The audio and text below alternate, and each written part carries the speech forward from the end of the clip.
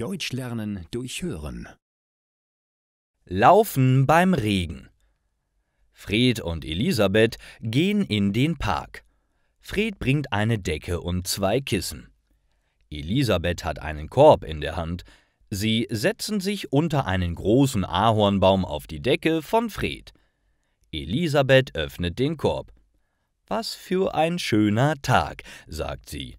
»Perfekt für ein Picknick.« Fred nickt und antwortet: »Das stimmt, der Himmel ist blau und die Sonne scheint. Ich bin gerne hier mit dir.« Elisabeth nimmt Käse, ein Messer, Wein, 2 Gläser, Weintrauben und Walnüsse aus dem Korb. Fred läuft das Wasser im Mund zusammen. Es sieht so lecker aus. Die beiden genießen das Essen und reden über verschiedene Themen. Fred erzählt von seiner Arbeit im Büro.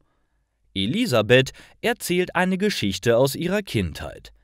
Die beiden verstehen sich sehr gut. Die leckeren Lebensmittel sind nun im Bauch des Paars. Sie legen sich auf den Rücken und sehen kleine Wolken im Himmel. »Die Wolke dort drüben sieht aus wie unser Hund«, sagt Fred und lacht. Elisabeth lacht auch und zeigt auf eine andere Wolke. »Und die sieht aus wie du«, sagt sie. Die beiden sind entspannt und schließen ihre Augen. Plötzlich spürt Elisabeth etwas in ihrem Gesicht.